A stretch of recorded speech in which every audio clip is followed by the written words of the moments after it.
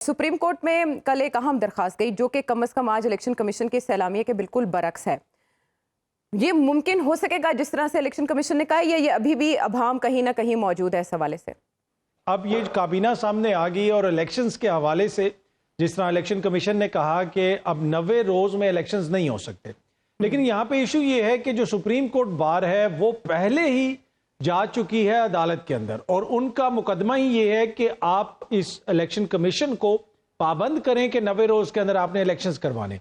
अब अगर अदालत फैसला दे देती है कि आपने इलेक्शन 90 रोज के अंदर ही करवाने हैं तो फिर इशू बन सकता है, फिर आप देखते हैं कि चीजें किस तरफ जाती हैं। लेकिन जिस तरह की काबीना आई है, जो निगरान सेटअप आया है, जिस तरह की हमारे निगरान वजीर आजम आए हैं, देखें आज तक पाकिस्तान के जो मुंतखब वजीर आजम होते हैं उनकी भी ये ख्वाहिश होती है कोई अमेरिका से कोई पैगाम आ जाए। इनको तो ट्विटर के ऊपर अमेरिका से मुबारकबादें आ रही हैं, तो मुझे लगता ये है कि ये चीजें आगे बढ़ेंगी।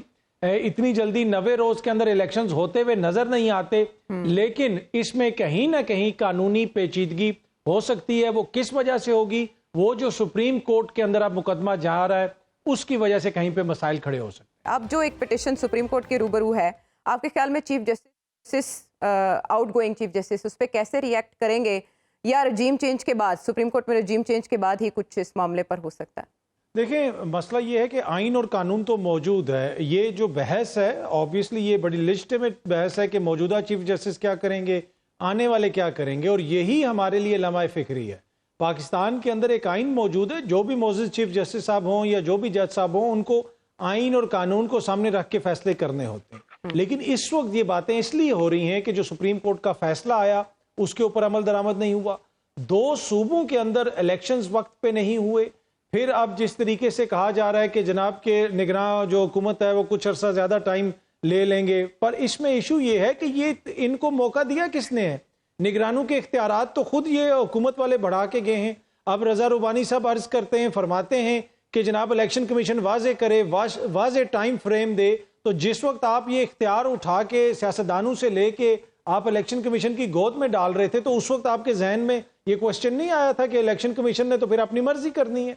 और दूसरा ये है कि ये वही इलेक्शन कमीशन है जिसने अक्टूबर में पंजाब के इलेक्शंस की डेट दी हुई है, अब उसका कोई जिक्र ही नहीं हो रहा। तो इस वक्त पाकिस्तान के अंदर मैं अबू जर से बिल्कुल एग्री करता हूं कि आइन और कानून वाली तो कोई बात ही नहीं है। जिसकी जो मर्जी हो रही है वो किए जा रहा है। जी काबीना बन गई, काबीना ये कर देगी, और केपीके में जो काबीना है 6 महीने के बाद हमें पता चल रहा है कि जनाब वो तो गैर जानिबदार ही नहीं है। 3 महीने के लिए वो आए थे।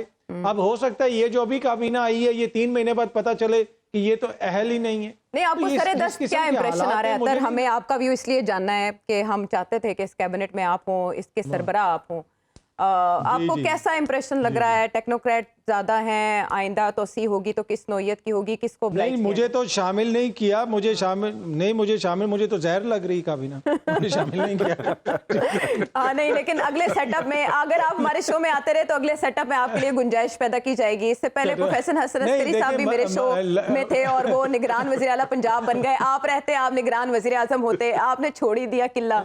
बिल्कुल ये नहीं, पर देखिए मजाक तो अपनी जगह पे काबीना में बड़े अहल लोग हैं। हाँ। वो सब लोग अपनी अपनी फील्ड के माहिर लोग हैं, लेकिन मसला यहाँ पे ये है कि ये निगरानों ने इस मुल्क को दुरुस्त नहीं करना। हमारे जो मुल्क के फैसले हैं वो इलेक्टेड लोगों ने करने हैं, आइन और कॉन्स्टिट्यूशन के मुताबिक करने। इनसे मुझे किसी किस्म की कोई उम्मीद नहीं है। इनसे मुझे सिर्फ एक ये तवक्को है कि ये वक्त पे इंतखाबात करवाएंगे। और एक बात मैं आपसे शेयर करता चलूं, जो काकड़ साहब आए हैं इंतहाई सुलझी हुई पर्सनैलिटी है, बड़े अच्छे शख्स हैं, और उनके वज़ीर आज़म बनने से पहले मेरी उनसे बड़ी तफसीली बात भी हुई। उस वक्त नहीं पता था कि वो वज़ीर आज़म बनने जा रहे हैं। वो आप कह सकते हैं एक तरह से नॉन कंट्रोवर्शियल शख्सियत हैं। अभी तक किसी भी जमात ने उनके ऊपर उस तरह एतराज़ नहीं उठाया, लेकिन जब ये हुकूमत जाएगी तो उस वक्त तक या तो वो पाकिस्तान की तारीख के सबसे ज्यादा नॉन कंट्रोवर्शियल वज़ीर आज़म होंगे, या फिर वो पाकिस्तान की तारीख के सबसे ज्यादा मुतनाज़े